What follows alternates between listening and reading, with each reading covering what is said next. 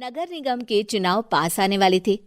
पूरे कानपुर शहर में टिकट को लेकर मारामारी शुरू थी, लेकिन सबसे ज्यादा चर्चा में वार्ड नंबर 40 की सीट थी। वो इसलिए क्योंकि इस बार वहां की सीट महिला के लिए आरक्षित थी। अब सवाल ये था कि चुनाव लड़ेगा कौन।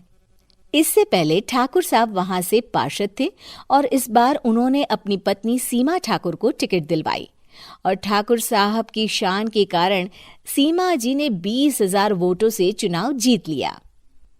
अरे बधाई हो सीमा भाभी, अब तो आप वार्ड की पार्षद बन गई हैं।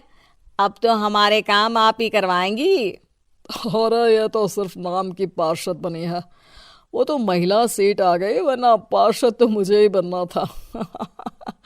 अब भले ही चेहरा इसका होगा, लेकिन पावर तो मेरी ही होगी। अरे वाह भाई साहब, क्या दिमाग लगाया है आपने भी। आइए आप लोग, खाना लगा दिया है सबके लिए। सीमा जी पार्षद बन चुकी थीं, फिर भी उनकी एक ना चलती। सारे काम ठाकुर साहब खुद ही संभाल लेते और जहां जरूरत पड़ती वहां सीमा जी का अंगूठा लगवा लेते। सीमा जी ज्यादा पढ़ी लिखी भी नहीं थी। एक दिन ठाकुर साहब और सीमा एक प्रोग्राम में जाते हैं। अरे ठाकुर साहब, आप आ गए। ओहो, पार्षद मैडम भी आ गई हैं। स्वागत है आप दोनों का। लगता है हमारे पार्षद फंड का सही इस्तेमाल हो रहा है। चलिए अब उद्घाटन करते हैं। ये लीजिए ठाकुर साहब कैची, आप ही सबसे पहले प्रवेश कीजिए। सब लोग आगे निकल जाते हैं और सीमा जी पार्षद होने के बावजूद भी पीछे खड़ी रह जाती हैं। वो देखती हैं कि वेलकम बोर्ड पर उनका नाम है, लेकिन महिला होने के कारण कोई उनका सम्मान नहीं कर रहा। अगले दिन एक आदमी उनके घर आता है। अरे ठाकुर साहब नमस्कार। कल ना हम नोटिस किए कि हमारा घर तो अवैध है और नगर निगम वाले उसे तोड़ने आ रहे हैं। अरे कुछ कीजिए ना ठाकुर साहब। देखो भाई, मैं तो ज्यादा कुछ कर नहीं सकता, पर अगर तुम सबकी जेब गर्म कर दो तो कुछ हो सकता है। कुल मिलाकर 4 लाख लगेंगे। अरे 4 लाख ठाकुर साहब? अरे भाई, मैं अपने लिए नहीं मांग रहा हूँ।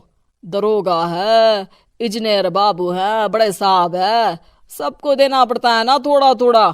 बोलो है मंजूर? तभी वहां अचानक सीमा जी आ जाती हैं। अरे ये आप क्या कर रहे हैं? पहले इन्हीं लोगों से तो आपने वोट मांगे, अब इनसे ही पैसे ले रहे हो। अरे चुप रहो तुम, तुम्हारा काम है सिर्फ अंगूठा लगाना, तुम वही किया करो। मुझे दूसरे काम तुम मत सिखाओ, समझी? और तुम ना जाओ, अब पैसे लेकर आओ, वरना जेसीबी किसी भी वक्त आती होगी। सब कुछ ऐसे ही चलते रहता है। एक दिन सीमा जी और ठाकुर साहब को एक लोकल मीटिंग में बुलाया जाता है। वहां पर कई और अधिकारी लोग भी मौजूद रहते हैं। अब मैं चाहूंगा कि ठाकुर साहब हमारे बीच 2 शब्द कहें। मेरे प्यारे भाइयों और बहनों, आज मेरा सौभाग्य है कि मैं आप सबकी सेवा दिन रात कर पा रहा हूं। आपने मेरी पत्नी को भारी मतों से जिताया है, इसलिए मैं आप सभी का शुक्रगुजार हूं।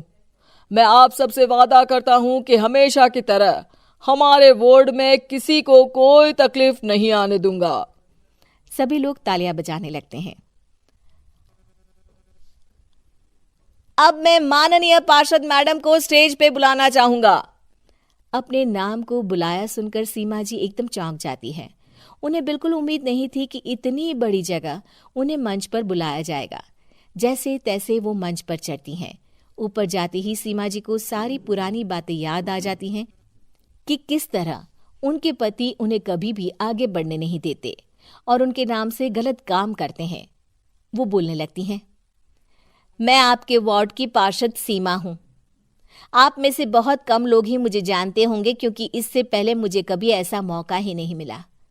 सारे मौके मेरे पार्षद पति यानी आपके ठाकुर साहब ही लेते रहे, लेकिन आज ये मौका मुझे मिला है तो मैं इसे ऐसे ही नहीं जाने दूंगी। मैं आपको ये बताना चाहती हूं कि आपके ठाकुर साहब मेरे नाम की आड़ में गैर कानूनी काम करते हैं, जिस पर अंगूठों के निशान मेरे होते थे। इसीलिए मैं अपनी गलती मानती हूं और आज अपने पद से इस्तीफा देती हूं, ताकि आगे से कोई गलत काम ना हो पाए। अब फैसला आप सबके हाथ में है कि आप हमें क्या सजा देना चाहते हैं।